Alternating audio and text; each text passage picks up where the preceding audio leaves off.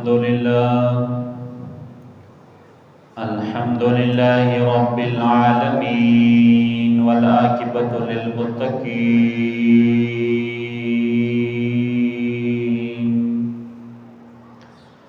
والصلاة والسلام على سيد الأنبياء والمرسلين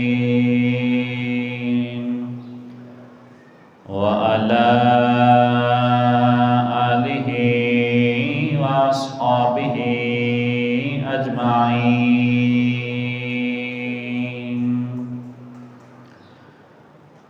أما بعد فأعوذ بالله من الشيطان الرجيم. بسم الله الرحمن الرحيم.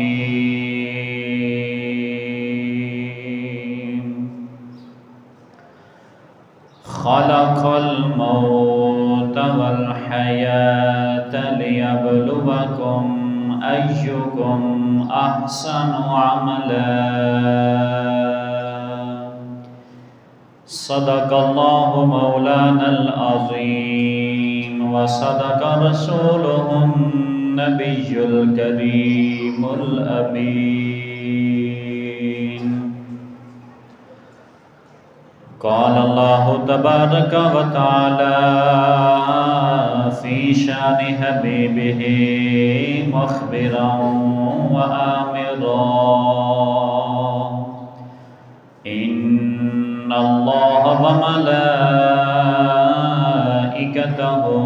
يصلون على النبي يا أيها الذين آمنوا صلوا عليه وسلموا تسلیما. مل کے پڑھ لیجیے: الصلاۃ والسلام علیک یا سیدی یا رسول اللہ وعلی آلک وصحابک یا سیدی یا حبیب اللہ. الصلاۃ والسلام علیک یا سیدی یا رسول اللہ وعلی آلک وصحابک یا سیدی یا حبیب اللہ. اللہ رب العزت کی حمد و ثنا کے بعد تاجدار انبیاء حبیب کبریا شافی روز جزا احمد مجتبی جناب سید محمد مصطفیٰ صلی اللہ تعالیٰ علیہ وآلہ وسلم کی بارگاہ میں درود و سلام کا نذرانہ پیش کرنے کے بعد میرے نہایت ہی واجب الاحترام معزز ساتھیو، السلام علیکم ورحمۃ اللہ وبرکاتہ. آج جس موضوع پہ گفتگو کروں گا وہ ہے موت. اللہ کی بارگاہ میں دعا ہے اللہ تعالی حق سچ بیان کرنے کی توفیق عطا فرمائے. اللہ پاک ہم سب کو اپنی موت آخرت کی تیاری کرنے کی توفیق عطا فرمائے. آگاہ اپنی موت سے کوئی بشر نہیں، آگاہ اپنی موت سے کوئی بشر نہیں. سما 100 برس کا ہے پل کی خبر نہیں. موت سے کس کو راستگاری ہے، آج وہ ہے کل ہماری باری ہے. کوئی گل باقی رہے گا نہ چمن رہ جائے گا، پر رسول اللہ کا دین حسن رہ جائے گا. تو ناظرین کرام، اپنی موت سے کوئی بندہ غافل نہ ہو. سما 100 برس کا ہے، پل کی خبر نہیں. پل کے اندر انسان کو موت آ جاتی ہے. ابھی اس کی خواہشات اس کے دل میں ہوتی ہیں، ابھی اس نے بڑا کچھ سوچا ہوتا ہے کہ میں نے جوان ہو کے بڑے ہو کے میں نے یہ کام کرنے ہیں، مگر اس کی خواہشات سے پہلے ہی سما تو اس کے ذہن میں 100 برس کا تھا، مگر پل کی اس کو جو ہے وہ خبر نہیں تھی۔ ہر انسان اپنے دل میں خواہشات لے کر بیٹھا ہے، میں فلاں کروں گا، میں یہ کام کروں گا، مگر اس بات کا علم نہیں ہے کہ موت ہمارے سر پر کھڑی ہے۔ جب ہمارا وقت آ جائے گا، اور یہ ایک مقررہ وقت ہے، اس میں کسی قسم کی کمی بیشی نہیں ہو سکتی۔ کوئی جوان ہو، کوئی بچہ ہو، بڑا ہو، بیمار ہو، جس حالت میں مرضی ہو، تندرست ہو، مگر جب موت کا وقت آ گیا، تو پھر موت نے آنا ہی ہے۔ تو ناظرین کرام، جو بھی دنیا میں آیا اس نے اس دنیا کو چھوڑا ہے۔ کل من علیہا فان، ہر چیز فنا ہونے والی ہے۔ ان میں سے ایک انسان دنیا میں آیا، مگر اس نے دنیا کو جو ہے وہ چھوڑ دیا ہے۔ بادشاہ ہو یا گدھا ہو، امیر ہو یا غریب، مرد ہو یا عورت، بچہ ہو بوڑھا، ہر انسان اور جاندار کو موت جو ہے وہ آنی ہی ہے۔ اللہ نے ایک مقام پہ فرمایا کل نفس ذائقۃ الموت، فرمایا کہ ہر جان نے موت کا ذائقہ جو ہے وہ چکھنا ہے۔ ہر جان نے موت کا ذائقہ چکھنا ہے۔ کسی کی آج باری، کسی کی کل، کسی کی پرسوں، مگر ہر جان نے اس ذائقے کو چکھنا ضرور ہے، اس کے علاوہ وہ نہیں بچ سکتا۔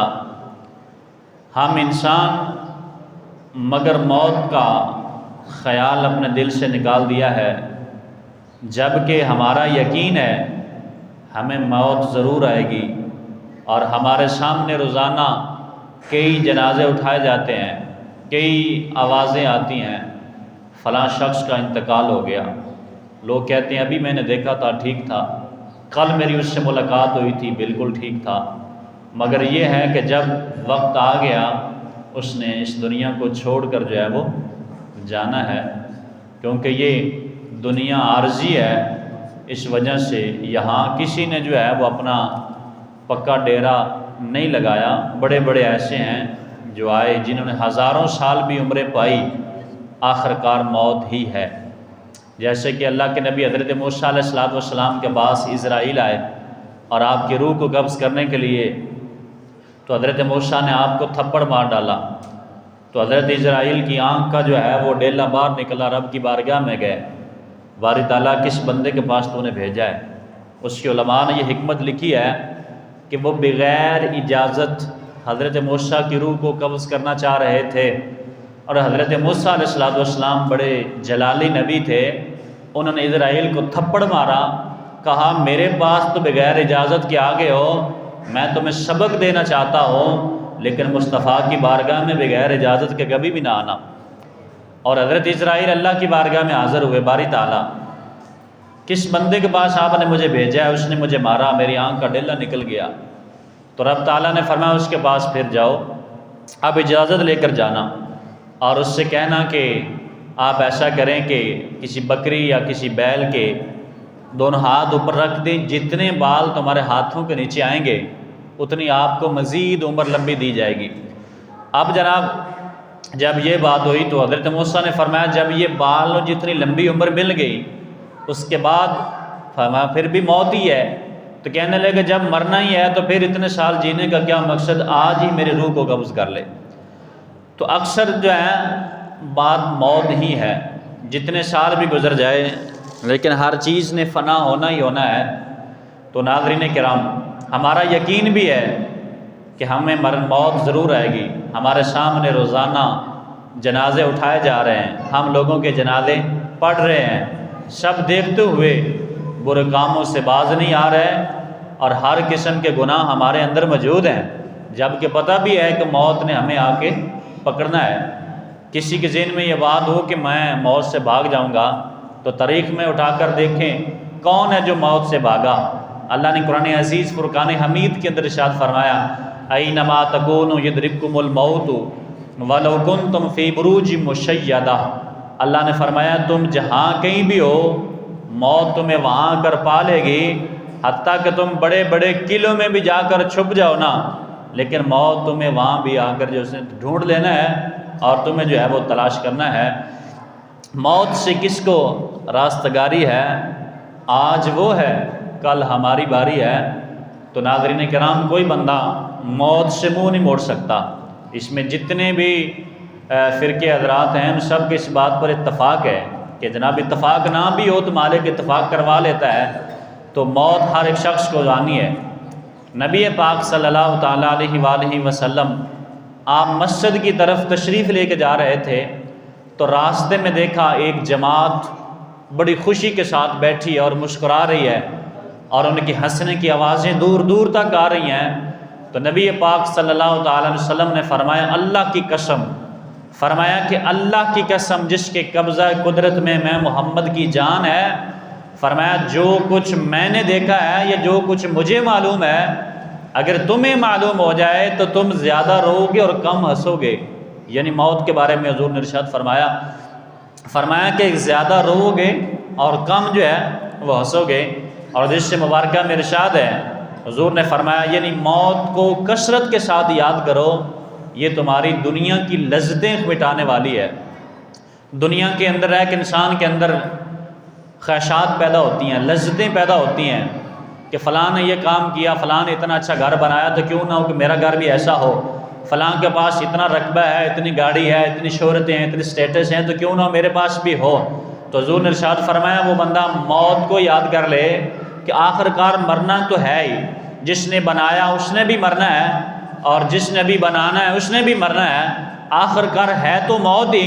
حضور ارشاد فرماتے ہیں کہ پھر موت کو کثرت کے ساتھ یاد کرو، یہ تمہارے دل کے اندر جو تمہاری خواہشات پیدا ہو رہی ہیں یہ ان کو جو ہے وہ مٹا دے گی۔ تو ناظرین کرام، حدیث مبارکہ میں صاف طور پر ظاہر ہے کہ موت کو یاد کرنا بہت بڑی بھلائی ہے، کیونکہ جناب موت کی یاد سے دل گناہوں سے دور ہو جاتا ہے اور نیکی کا جذبہ انسان کے دل کے اندر پیدا ہوتا ہے۔ جو انسان اپنی موت سے غافل ہے وہی انسان آج گناہوں میں ڈوبا ہوا ہے، اس کو خبر بھی نہیں۔ مگر جو بندہ موت کے خوف سے ڈرتا ہے کہ مجھے آنی تو موت ہی ہے، تو پھر جو ہے وہ چاہتا ہے اور یہ کوشش کرتا ہے کہ میں جس قدر ہو سکے میں گناہوں سے ضرور بچوں، تاکہ کل قیامت کے دن مجھے اس کا حساب دینا ہوگا۔ فَمَن يَعْمَلْ مِثْقَالَ ذَرَّةٍ خَيْرٍ يَرَهُ وَمَن يَعْمَلْ مِثْقَالَ ذَرَّةٍ شَرٍّ يَرَهُ۔ ہر چیز کا کل قیامت کے دن رب کی بارگاہ میں جو ہے وہ حساب دینا ہے۔ تو اس وجہ سے موت کو جو ہے وہ کثرت سے یاد کرنا چاہیے۔ اور حدیث مبارکہ میں ام المومنین حضرت عائشہ صدیقہ رضی اللہ تعالیٰ عنہ، آپ نے نبی پاک صلی اللہ تعالیٰ علیہ وآلہ وسلم سے پوچھا یا رسول اللہ کل قیامت کے دن کس کا حشر شہیدوں کے ساتھ ہوگا؟ یعنی کون ہے جو شہید نہیں ہے مگر اس کا حساب کتاب اور اس کے ساتھ معاملہ جو ہے وہ شہیدوں والا ہوگا؟ تو نبی پاک صلی اللہ تعالیٰ علیہ وآلہ وسلم نے فرمایا جو شخص رات دن میں 20 مرتبہ اپنی موت کو یاد کرتا ہے، فرمایا کل قیامت کے دن وہ شہیدوں کے ساتھ اٹھایا جائے گا۔ صرف موت کو یاد کیا اور کل قیامت کے دن وہ شہیدوں کی صف میں جو ہے اس کو اٹھایا جائے گا۔ اللہ اکبر! موت کو یاد کرنے والا کتنا جو ہے وہ نیک بن جاتا ہے، کیونکہ بندہ جب موت کو یاد کرتا ہے تو اس کو قبر یاد آتی ہے۔ اس وقت انسان سوچتا ہے آج میں اکیلا ہوں اس اندھیری رات میں، اندھیری قبر میں، اور میرے ساتھ کوئی اور ہے بھی نہیں، اس وقت میرے ساتھ کیا ہوگا؟ انسان پھر اس وقت جو ہے گناہوں سے رک جاتا ہے۔ کسی نے کہا تھا لذت کے لیے گناہ مت کر، لذت چلی جائے گی گناہ باقی رہ جائے گا۔ جب انسان کوئی گناہ کرتا ہے لذت کے لیے، اس وقت اس کو بڑی لذت آ رہی ہوتی ہے، مگر لذت جیسے ہی ختم ہوتی ہے، لذت تو چلی گئی، اب اس کے لیے گناہ جو ہے وہ باقی لکھا گیا ہے۔ تو حدیث مبارکہ میں محبوب خدا رسول اللہ صلی اللہ تعالی وسلم نے فرمایا موت مومن کے لیے ایک تحفہ ہے، فرمایا موت مومن کے لیے ایک تحفہ ہے۔ اب تحفہ کیسے ہے؟ ام المومنین حضرت صفیہ رضی اللہ تعالیٰ عنہ سے روایت ہے، ایک عورت نے ام المومنین حضرت عائشہ رضی اللہ تعالیٰ عنہ سے سوال کیا سوال کیا کرتی ہے؟ میرا دل بڑا سخت ہو گیا ہے، کوئی ایسا کام بتا دیں جس کے کرنے کی وجہ سے میرا دل سخت نہیں بلکہ نرم ہو جائے۔ تو حضرت عائشہ صدیقہ رضی اللہ تعالیٰ عنہ نے فرمایا ایسا کرو، دن رات موت کو کثرت کے ساتھ یاد کرنا، پھر میرے پاس آنا۔ چند دن گزرے تو اس عورت نے موت کو یاد کیا تو حضرت عائشہ کے پاس آئی، آ کر شکریہ ادا کرنے لگی، کہنے لگی تمہارا شکریہ ہو، تم نے جو مجھے عمل بتایا تھا میں دن رات موت کو یاد کرتی رہی، اللہ نے میرے دل کو نرم بنا دیا ہے۔ دل کا سخت ہو جانا یہ بھی اللہ کے عذابوں میں سے ایک عذاب ہے۔ اللہ نے قرآن میں فرمایا ثم کست قلوبکم من بعد ذلک فہی کالحجارۃ واشد قسوۃ، فرمایا کہ تیرا دل اس قدر پتھر ہو چکا ہے حتیٰ کہ پتھر سے بھی پانی نکلتا ہے، چشمے جاری ہوتے ہیں۔ اے انسان تیرا دل اس قدر سخت ہو چکا ہے کہ تیری آنکھوں سے کبھی آنسو تر بھی جو ہے وہ نہیں نکلا۔ تو ناظرین کرام، حضرت ابو درداء رضی اللہ تعالیٰ عنہ فرماتے ہیں تم کو موت کے لیے جو ہے جیتے ہو، اور آگے فرماتے ہیں ویران کے لیے آباد کرتے ہو، یعنی ویران کے لیے آباد کرتے ہو اور فانی چیزوں پر حریص کرتے ہو۔ آپ فرماتے ہیں کہ جب مرنا ہے تو موت کے لیے کیوں زندہ رہتے ہو؟ اور فرمایا کہ جب ویران کرنا ہے، یعنی ایک چیز بنانے کے بعد موت آنی ہے تو وہ ہمارے جانے کے بعد ویران ہی ہونی ہے، تو فرمایا جب ایک چیز نے ویران ہونا ہے اس کو آباد کیوں کرتے ہو؟ اور دنیا فانی میں وہ جو چیزیں حریص ہیں ان کو اپنے دل میں ان کی محبت کیوں پیدا کرتے ہو؟ تو آپ آگے فرماتے ہیں کہ حضرت ابو درداء رضی اللہ تعالیٰ عنہ فرماتے ہیں میں فخر کو تواضع کے لیے جو ہے وہ اچھا سمجھتا ہوں، اور موت کو اس لیے اچھا سمجھتا ہوں کہ مرنے کے بعد میری ملاقات میرے رب سے اور مصطفیٰ سے ہوگی۔ اور پھر آپ فرماتے ہیں میں مرض کو اپنے لیے اس لیے اچھا سمجھتا ہوں اور پسند کرتا ہوں، اس سے میرے گناہ جو ہے وہ مٹ جاتے ہیں۔ تو گرامی قدر حضرات، موت ایک پل کا نام ہے جس کے بارے میں حضرت حبان رضی اللہ تعالیٰ عنہ فرماتے ہیں الموت جسر یوصل الحبیب الی الحبیب، فرمایا موت ایک پل کا نام ہے جو ایک پل جو ہے کراس کرنے کے بعد ایک دوست دوسرے حبیب سے جا کر مل جاتا ہے۔ وہ کیا ہے؟ وہ موت ہے۔ تو ناظرین کرام، موت یاد کرنے سے انسان بڑے بڑے گناہوں سے بچ جاتا ہے، اپنے دل کی خواہشات سے بچ جاتا ہے۔ یہ ہمارے اندر جو نفس ہے یہ بڑا جناب ہمارا دشمن ہے، اس سے انسان جو ہے وہ بچ سکتا ہے۔ ملک الموت حضرت ابراہیم خلیل اللہ علیہ السلام کے پاس اسرائیل آئے ان کی روح نکالنے کے لیے، تو جب آئے تو حضرت ملک الموت نے حضرت ابراہیم کی بارگاہ میں عرض کیا اللہ کے حکم سے میں آپ کی روح کو قبض کرنے کے لیے آیا ہوں۔ تو حضرت ابراہیم علیہ السلام نے فرمایا کہ میں اللہ کا دوست ہوں، خلیل اللہ ہوں، تو مجھے یہ بتاؤ کہ کوئی دوست بھی دوست کو مارتا ہے؟ یعنی حضرت اسرائیل حضرت ابراہیم کو کہہ رہے ہیں کہ میں اللہ کے حکم سے تمہاری روح کو قبض کرنے کے لیے آیا ہوں۔ تو حضرت ابراہیم آگے سے اسرائیل کو یہ جواب دیتے ہیں کہ میں خلیل اللہ، انا خلیل اللہ، میں اللہ کا دوست ہوں، تو مجھے یہ بتاؤ کہ کوئی دوست بھی اپنے دوست کو مارتا ہے؟ اسرائیل رب کی بارگاہ میں گئے، یا اللہ ابراہیم نے یہ جواب دیا ہے، تو رب العالمین نے فرمایا اسرائیل اب میرے دوست سے جا کر کہو کوئی ایسا بھی دوست ہے جو یار کی ملاقات کو پسند ہی نہ کرے۔ فرمایا کوئی ایسا بھی دوست ہے جو یار کی ملاقات کو پسند نہ کرے؟ فرمایا کہ وہ میرا خلیل ہے، تو میں چاہتا ہوں وہ میرے پاس آ جائے نا۔ تو فرمایا کہ بڑی جدائی کا وقت جو ہے وہ گزر گیا ہے، اس لیے فرمایا کہ پل موت جو ہے وہ ایک پل ہے جس کو کراس کرنے کے بعد جو ہے وہ دوست کے ساتھ جو ہے وہ مل جاتا ہے۔ تو معلوم ہوا کہ اللہ تعالیٰ کا اگر کوئی دیدار کا کوئی اپنے دل کے اندر یہ شوق رکھتا ہے کہ میں اپنے رب کو دیکھوں، یا اس کے بعد وہ یہ دل میں خیال رکھتا ہے کہ میں آقا مولا مصطفیٰ کو دیکھوں، یا حضور کے اصحاب کو دیکھوں، ابو بکر کو دیکھوں، عمر کو دیکھوں، عثمان کو دیکھوں، علی المرتضیٰ حیدر کرار کو دیکھوں، تو پھر اس کو موت سے پیار کرنا ہوگا، کیونکہ یہ ایک پل ہے۔ جب تک ہم پل کے اس طرف ہیں اور اللہ اور اس کا محبوب اور اصحاب پل کی دوسری طرف ہیں، تب تک ہماری ملاقات ہماری زیارت نہیں ہو سکتی۔ جب ہم اس پل کو کراس کر کے دوسری جانب چلے جائیں گے انشاءاللہ ہم اپنے رب کو بھی دیدار میں دیکھیں گے، مصطفیٰ کی زیارت بھی کر لیں گے۔ تو یہ پل ہے، موت جو ہے ایک پل ہے۔ اور حضرت انس رضی اللہ تعالیٰ عنہ فرماتے ہیں محبوب مصطفیٰ صلی اللہ تعالیٰ علیہ وسلم نے ارشاد فرمایا اگر تم میری وصیتوں کو یاد رکھو، حضور اپنے صحابہ کو فرماتے ہیں اگر تم میری وصیتوں کو یاد رکھو تو وہ یہ ہے کہ موت سے سب سے زیادہ پسندیدہ اور کوئی چیز نہیں ہے۔ دنیا میں جتنی چیزیں انسان کو ملتی ہیں وہ ساری فانی ہیں، مگر مرنے کے بعد جو بھی اس کو ملے گا وہ ہمیشہ کے لیے ہے۔ ہم نے اپنے رب کو دیکھا نہیں ہے، اللہ نے قرآن میں فرمایا لا تدرکہ الابصار وہو یدرک الابصار، فرمایا کوئی آنکھ ایسی ہے ہی نہیں جو مجھے دیکھ سکے۔ حضور صلی اللہ تعالیٰ علیہ وسلم سے سوال کیا گیا یا رسول اللہ کل قیامت کے دن کیا ہم اپنے رب کو دیکھ سکیں گے؟ تو نبی پاک صلی اللہ علیہ وسلم نے فرمایا کیا چاند دیکھنے میں تمہیں کوئی حرج ہے؟ عرض کی یا رسول اللہ نہیں۔ فرمایا سورج دیکھنے میں تمہیں کوئی حرج ہے؟ عرض کیا یا رسول اللہ نہیں۔ فرمایا جس طریقے سے سورج اور چاند کو تم دیکھتے ہو کل قیامت کے دن اسی طرح اپنے رب کو بھی دیکھو گے۔ اب سوال یہ ہے کہ رب کس حالت میں ہوگا، یہ یا رب جانتا ہے یا اس کا رسول جانتا ہے۔ تو حضور نے فرمایا کل قیامت کے دن لوگ اپنے رب کی جو ہے وہ زیارت کریں گے۔ عالم ربانی حضرت امام محمد غزالی علیہ رحمہ آپ احیاء العلوم میں فرماتے ہیں کہ روح اللہ حضرت عیسیٰ علیہ السلام جب موت کا ذکر کرتے تو اس قدر جو ہے آپ اللہ کے خوف سے ڈرتے کہ آپ کے جسم مبارک سے خون کے قطرے گرنا شروع ہو جاتے جب آپ موت کا جو ہے وہ ذکر کرتے۔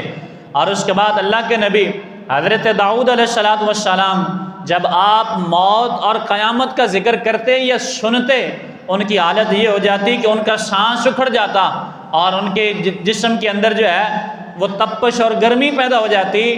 جب ان کے سامنے اللہ کی رحمت کا ذکر کیا جاتا تو ان کی طبیعت پھر سنبھل جاتی۔ یہ اللہ تعالیٰ کی قدرت کا ایک قانون ہے، جہاں اللہ تعالیٰ نے پہلے عذاب کا ذکر کیا ہے اور ساتھ میں جو ہے اپنی رحمت کا ذکر کر دیا ہے، اور قرآن میں اگر کسی مقام پہ اپنی رحمت کا ذکر پہلے کیا ہے اور ساتھ میں ہی بعد میں جو ہے اپنے عذاب کا بھی ذکر کیا ہے، اس وجہ سے جس نے پہلے عذاب پڑھا، عذاب کو دیکھا، یعنی عذاب کے بارے میں سن کے وہ پریشان ہوا، ساتھ میں اللہ تعالیٰ نے اپنی رحمت کو بیان کیا کہ تاکہ وہ میری رحمت کو پڑھ کر جو ہے وہ مطمئن ہو جائے۔ اور یا جس نے پہلے رحمت کو پڑھا، رحمت کے بارے میں جو ہے وہ سنا، لیکن وہ اتنا بھی غافل نہ ہو جائے کہ نماز روزہ اور اعمال صالح سے دور ہو جائے، ساتھ میں رب نے اپنے عذاب کا بھی ذکر کیا تاکہ انسان جو ہے اللہ کے عذاب سے بھی ڈرتا رہے اور اللہ کی رحمت کا طلبگار بھی جو ہے وہ رہے۔ اور حضرت حسن رضی اللہ تعالیٰ عنہ کا قول ہے، آپ فرماتے ہیں میں نے عقل مند کو دیکھا ہے تو میرے نزدیک عقل مند شخص وہ ہے جو ہر وقت اپنی موت کو یاد رکھتا ہے۔ فرمایا باقی لوگ جو ہے میری نظر میں عقل مند نہیں ہے۔ امیر المؤمنین حضرت عمر بن عبد العزیز جن کو عمر ثانی کہا جاتا ہے، تو آپ فرماتے ہیں کہ میں ایک عالم کے پاس گیا اور اس سے پوچھا مجھے آپ کو نصیحت کر دیجئے، تو انہوں نے کہا کہ تم خلیفہ ہونے کے باوجود تم موت سے جو ہے بچ نہیں سکتے، تمہارے آباء و اجداد حضرت آدم سے لے کر جو ہے حضرت عیسیٰ تک اور پھر حضرت عیسیٰ سے لے کر آپ تک جو ہے کوئی بھی ایسا مجھے دکھا دیں جو موت سے بچ سکا ہو۔ تو آپ فرماتے ہیں جب یہ میں نے سنا تو آپ فرماتے ہیں میں کافی دیر تک جو ہے وہ روتا رہا کہ میں نے اللہ کی بارگاہ میں جانا ہے اور اپنے اعمال کا میں نے حساب جو ہے وہ دینا ہے۔ تو یہ بڑی بڑی ہستیاں جو ہے موت کا ذکر سن کے جو ہے ان کے جسم میں جو ہے ایک عجیب قسم کی کیفیت جو ہے وہ پیدا ہو جاتی تھی۔ اور حضرت ربیع بن کیسم رضی اللہ تعالیٰ عنہ اپنے گھر کے ایک گوشے میں جو ہے ایک گڑھا کھودا ہوا تھا قبر نما، آپ رات کو روزانہ جو ہے اس قبر میں جا کے لیٹ جایا کرتے تھے، اور آپ فرماتے ہیں کہ میں اس کو ہمیشہ موت کی بجائے یعنی موت کی طرح اس کو جو ہے وہ یاد کرتا تھا تاکہ میں موت سے جو ہے وہ غافل نہ ہو سکوں اور موت کی تمنا جو ہے میرے دل میں رہے، کہیں ایسا نہ ہو کہ میں موت کو بھول جاؤں اور کہیں گناہوں میں جو ہے میں لگ جاؤں۔ تو گرامی قدر حضرات، ابھی دنیا سے روایت ہے کہ بزرگوں نے فرمایا یاد رکھو تم ہر چیز چھوڑ کر چلے جاؤ گے سوائے اپنے حصے کا کفن، اس کے علاوہ باقی جو کچھ مرضی ہے وہ سب کچھ تم سے چھین لیا جائے گا اور تمہاری جائیدادیں تقسیم کر دی جائیں گی، اور وہ لوگ جن سے آج تم محبت نہیں کرتے ان کو اپنے گھر میں نہیں آنے دیتے، تمہارے مرنے کے بعد وہ لوگ تمہارے گھروں میں داخل ہوں گے اور تمہاری اولادوں کے ساتھ ان کی صلح ہو جائے گی۔ اور حضرت علی المرتضیٰ شیر خدا حیدر کرار رضی اللہ تعالیٰ عنہ کا ایک دفعہ قبرستان سے گزر ہوا تو قبرستان والوں سے پوچھا بتاؤ کیسی حالت ہے؟ انہوں نے کہا حالی کیا بتائیں، جب سے اس قبر میں آئے ہیں ہمارے جسم سے بال الگ ہو چکے ہیں اور جناب ہمارا جسم ہڈیوں سے الگ ہو چکا ہے اور ہمارے ناخن بھی جسم سے الگ ہو چکے ہیں۔ تو آپ فرماتے ہیں کہ اللہ کے عذاب میں ہیں۔ تو حضرت علی فرماتے ہیں اپنا حال تو تم نے مجھے سنایا ہے، اب تمہارے بعد والوں کا حال میں تمہیں سنا دیتا ہوں۔ جس جگہ جس عمارتوں میں تم اپنے رشتہ داروں کو نہیں آنے دیا کرتے تھے اور اللہ کے عذاب کے مستحق ٹھہرتے تھے، آج وہی مکان ہیں، وہی تمہارے رشتہ دار ہیں اور تمہاری اولادوں کے ساتھ وہاں جو ہے وہ بیٹھ کے کھانے بھی کھا رہے ہیں اور وہاں بیٹھ کے جو ہے وہ محبتوں کے ساتھ زندگی بھی گزار رہے ہیں۔ تو بات کرنے کا مقصد یہ ہے اگر کسی سے محبت بھی ہو تو اللہ کے رضا کے لیے ہو، اگر کسی سے بغض بھی رکھا جائے تو اللہ کی رضا کے لیے جو ہے وہ رکھا جائے۔ مشہور بزرگ حضرت علامہ جلال الدین سیوطی رحمۃ اللہ علیہ، آپ بڑے جناب علی متقی اور پرہیزگار ہیں۔ ان کی مثال پہلے بھی میں عرض کرتا ہوں کہ یار اس بندے کا تقوی اور کیا ہو سکتا ہے جس کے سامنے جاگتے ہوئے حضور 72 مرتبہ آ کے زیارت کروا دے۔ یعنی آپ فرماتے ہیں کہ جب لوگوں نے حضور علیہ الصلوۃ والسلام کے والدین کو معاذ اللہ کافر کہنا شروع کر دیا کہ انہوں نے مسلمان تو وہ ہے جس نے رسول اللہ کا کلمہ پڑھا ہے اور جس نے رسول اللہ کا کلمہ ہی نہیں پڑھا وہ مسلمان کیسے ہو سکتا ہے؟ جب یہ نبی پاک کے ماں باپ پہ اعتراض کیا گیا اس وقت امام جلال الدین سیوطی رحمۃ اللہ علیہ نے آپ نے جو ہے ایک رسالہ لکھا جس میں نبی پاک صلی اللہ علیہ وسلم کے والدین کو جو ہے ایماندار جو ہے وہ لکھا کہ وہ ایمان والے تھے۔ تو نبی پاک صلی اللہ تعالی وسلم کی والدہ ماجدہ حضرت سیدہ آمنہ رضی اللہ تعالیٰ عنہ امام جلال الدین سیوطی رحمۃ اللہ علیہ کے خواب میں آئیں، آ کے فرماتی ہیں بیٹا مبارک ہو، جہاں سارا زمانہ ہمیں کافر کہہ رہا ہے اور تو نے ایک کتاب لے کے ہمیں مسلمان بنا دیا ہے، کہ اس کے بدلے میں کیا چاہتے ہو؟ تو حضرت امام جلال الدین سیوطی رحمۃ اللہ علیہ حضور کی والدہ حضرت اماں آمنہ کی بارگاہ میں عرض کرتے ہیں اے سیدہ آمنہ میں آپ سے کچھ اور نہیں مانگتا، بس ایک چھوٹی سی عرض ہے کہ جب میرا دل کرے نا تیرے بیٹے مصطفیٰ کو دیکھنے کے لیے اپنے بیٹے سے اتنا فرما دیں کہ وہ مجھے آ کے زیارت کرا جایا کرے۔ اور حضور امام جلال الدین سیوطی فرماتے ہیں میں نے 72 مرتبہ جاگتے ہوئے مصطفیٰ کو دیکھا ہے۔ ایک ہوتا ہے خواب کے اندر دیکھنا، اور میرے نبی نے فرمایا کہ جس نے خواب کے اندر مجھے دیکھا اس نے مجھے ہی دیکھا، کیونکہ جناب خواب کے اندر شیطان جو ہے حضور علیہ الصلوۃ والسلام کی شکل میں جو ہے نہیں آ سکتا، اور یہاں تو 72 مرتبہ جاگتے ہوئے امام جلال الدین سیوطی رحمۃ اللہ علیہ نے مصطفیٰ کا جو ہے وہ دیدار کیا ہے۔ تو آپ فرماتے ہیں کہ حضرت ابو درداء رضی اللہ تعالیٰ نے فرمایا فصیح و بلیغ نصیحت کے بعد میں جلد جو ہے وہ نصیحت کو بھول جاتا ہوں، غافل ہوتا ہوں، لیکن جب موت کی نصیحت کی جاتی ہے مجھے وہ کبھی بھی نہیں بھولتی، کیونکہ آپ فرماتے ہیں نصیحت کو کافی ہے زمانہ جدا کرنے کے لیے، آج ہم اپنے گھروں میں ہیں اور کل ہم اپنی قبروں میں ہوں گے۔ اس وجہ سے وہ موت کو جو ہے اکثر یاد کیا کرتے تھے۔ اور حضرت عبداللہ بن عبد زکریہ کہتے ہیں اگر مجھے پتہ چل جائے کہ اللہ تعالیٰ نے مجھے یہ اختیار دیا ہے کہ میں چاہوں تو 100 سال زندہ رہوں اور چاہوں تو جو ہے میں مر جاؤں، آپ فرماتے ہیں میں مرنے کو پسند کروں گا۔ پوچھا گیا تمہارے مرنے کی میں کیا حکمت ہے؟ آپ فرماتے ہیں جا کے رسول اللہ کی زیارت کروں گا اور جا کے حضور کے صحاب کی زیارت کروں گا۔ تو ناظرین کرام، حضرت بلال حبشی رضی اللہ تعالیٰ عنہ جب نبی پاک صلی اللہ تعالیٰ وسلم کا وصال ہوا تو اصحاب کی تو دنیا ہی اجڑ گئی، اور حضرت عمر فاروق رضی اللہ تعالیٰ عنہ کو جب اس بات کا علم ہوا کہ نبی پاک صلی اللہ تعالیٰ وسلم اس دنیا سے پردہ فرما گئے ہیں تو آپ تلوار لے کر جو ہے وہ میدان میں نکلے۔ فرمایا جس نے کہا کہ محمد جو ہے وہ فوت ہو گئے میں اس کی گردن اڑا دوں گا، فرمایا ہمارے نبی زندہ ہیں، وہ فوت نہیں ہوئے۔ اس وقت حضرت سیدنا صدیق اکبر رضی اللہ تعالیٰ عنہ آگے بڑھے اور اصحاب کو جو ہے سمجھایا۔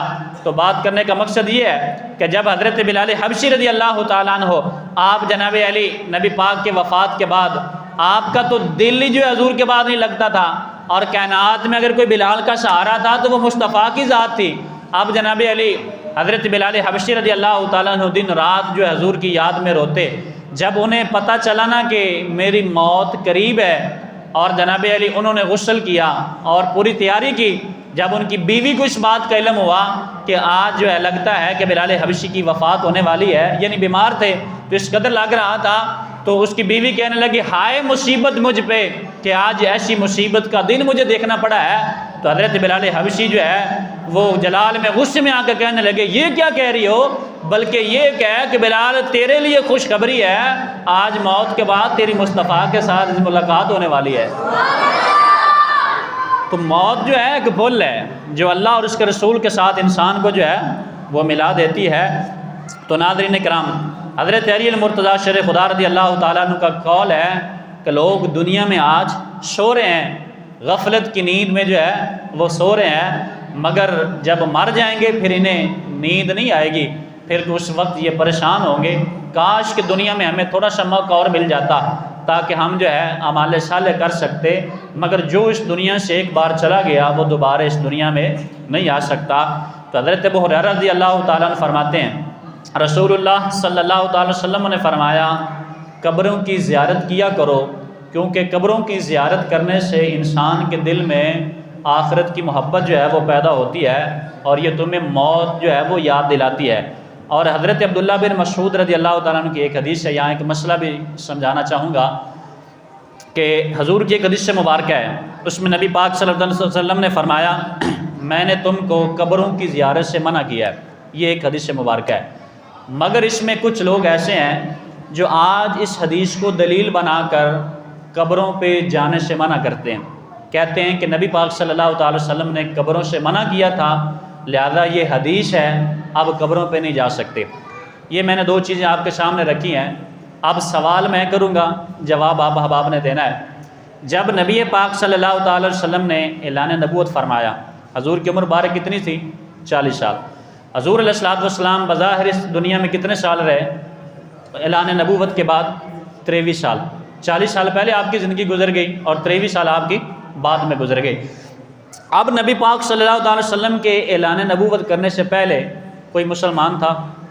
سارے کافر تھے نا. اس وقت جو ہے آپ جانتے ہیں کہ دنیا کے حالات کیا تھے، مگر نبی پاک صلی اللہ تعالی وسلم نے جب اعلان نبوت فرمایا تو مجھے یہ بتائیں کہ سب سے پہلے ایمان لانے والے تو حضرت ابوبکر صدیق ہیں. اس وقت جو لوگ ایمان لے کے ایمان میں داخل ہو رہے تھے اس وقت وہ ایمان لانے سے پہلے کیا تھے؟ کافر تھے نا. اور جو مرنے والے جن کے قبرستان کی وہاں قبریں تھیں وہ کون تھیں؟ کافر. ان کے رشتہ دار تھے، وہ ان کے پاس جایا کرتے جیسے ہم اپنے عزیزوں کے پاس جاتے ہیں. تو نبی پاک صلی اللہ تعالی وسلم نے منع فرما دیا، فرمایا وہ کافر ہیں، ان کے ساتھ ہمارا تعلق نہیں ہے، تو لہٰذا تم قبرستان نہ جایا کرو. پھر نبی پاک صلی اللہ علیہ وسلم نے بعد میں ارشاد فرمایا، حضور ارشاد فرماتے ہیں کہ میں تمہیں قبروں کی زیارت کرنے کا حکم دیتا ہوں اور قبروں کی زیارت کیا کرو، اس سے جو ہے انسان کو موت جو ہے وہ یاد آتی ہے. تو ہمارے قبروں پہ جانے کی جو دلیل ہے وہ یہ حدیث مبارکہ ہے. اور جو حضور نے جو منع فرمایا تھا اس کی توجیہ میں نے آپ کے سامنے کر دی ہے، چونکہ اس وقت مسلمانوں کی تعداد اتنی نہیں تھی اور مسلمانوں کی تعداد کم تھی. اس وقت کتنے کو لوگ جو ہے وہ مرے ہوں گے، مگر جو ہے اس وجہ سے نبی پاک صلی اللہ تعالی وسلم نے منع فرما دیا. حضرت انس بیان کرتے ہیں محبوب خدا رسول اللہ صلی اللہ علیہ وسلم نے فرمایا تم میں سے کوئی مصیبت آنے کی وجہ سے موت کی تمنا نہ کرے.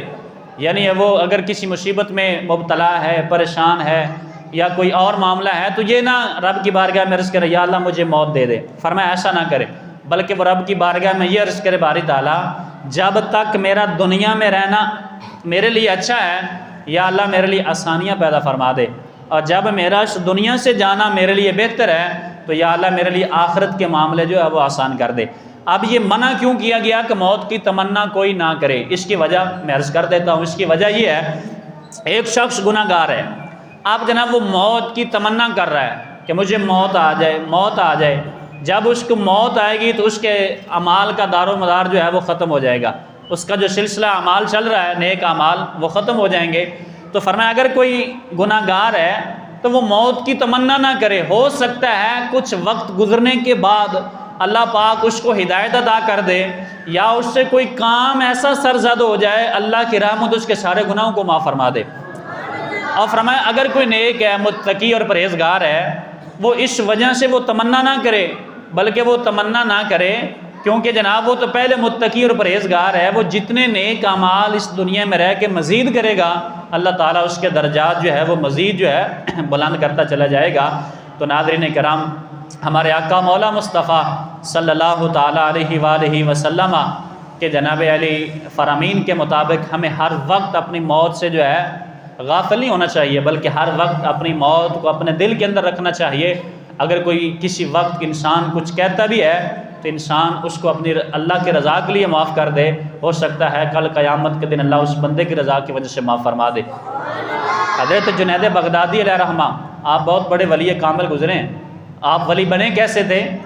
آپ ایک پہلوان تھے اور جناب ایک سید زادہ کئی دنوں سے اس کے گھر میں فاقہ تھا۔ وہ مزدوری کے لیے جب نکلا تو جب مزدوری کے لیے نکلا تو ایک بادشاہ کے کچھ لوگ یہ منادی دے رہے تھے کہ بادشاہ کا ایک پہلوان ہے، اگر اس کے ساتھ کوئی جو ہے میدان میں آ کر اس کے ساتھ کشتی کرے تو اس کو انعام دیا جائے گا۔ تو سید نے کہا بادشاہ سخی ہوتے ہیں، ہار تو میں نے جانا ہی ہے، مگر یہ ہے کہ بادشاہ کچھ نہ تو کچھ دے گا تاکہ میرے بچے تو کھا لیں گے۔ اب وہ سید زادہ بادشاہ کے دربار میں آیا، کہنے لگا کہ میں جنید سے جو ہے وہ کشتی کرتا ہوں۔ اب جنید جو ہے وہ حضرت جنید بغدادی علیہ رحمہ، آپ بڑے پہلوان تھے اور وہ سید زادے بڑے کمزور تھے، لوگ مسکرانے لگے۔ تو سید زادے نے کہا میں ان سے کشتی کرنے کے لیے تیار ہوں۔ تو حضرت جنید بغدادی جب ان کے سامنے آئے نا تو ہاتھوں میں ہاتھ ڈالے۔ تو حضرت جنید بغدادی کو سید نے کہا مجھے پتہ ہے کہ جیتنا تو نے ہے اور ہارنا میں نے ہے، مگر ایک بات کا خیال رکھنا، میں کوئی عام آدمی نہیں ہوں، میں محمد مصطفیٰ کی اولاد میں سے ہوں۔ آج اگر تو میری عزت رکھ لے تو کل قیامت کے دن میرا نانا تیری ضرور عزت رکھے گا۔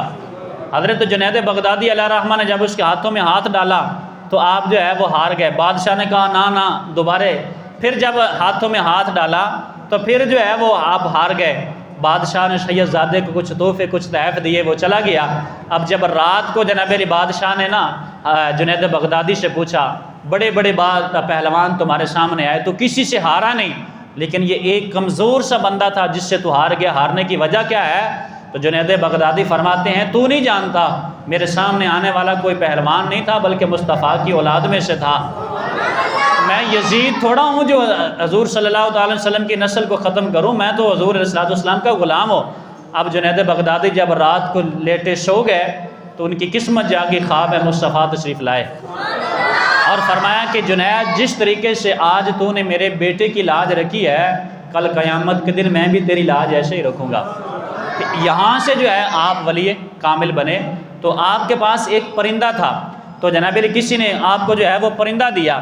تو ایک دن آپ وہاں سے گزرے تو پرندے نے جنید بغدادی سے کہا کہ جنید تو بڑی محبتوں کے ساتھ لوگوں سے ملتا ہے، مگر میرا کیا قصور ہے، تو نے پنجرے میں بند کر کے رکھا ہے، مجھے ذرا رہا کر دے، میں بھی رہا ہو کے جو ہے وہ زندگی امن سے گزار سکوں۔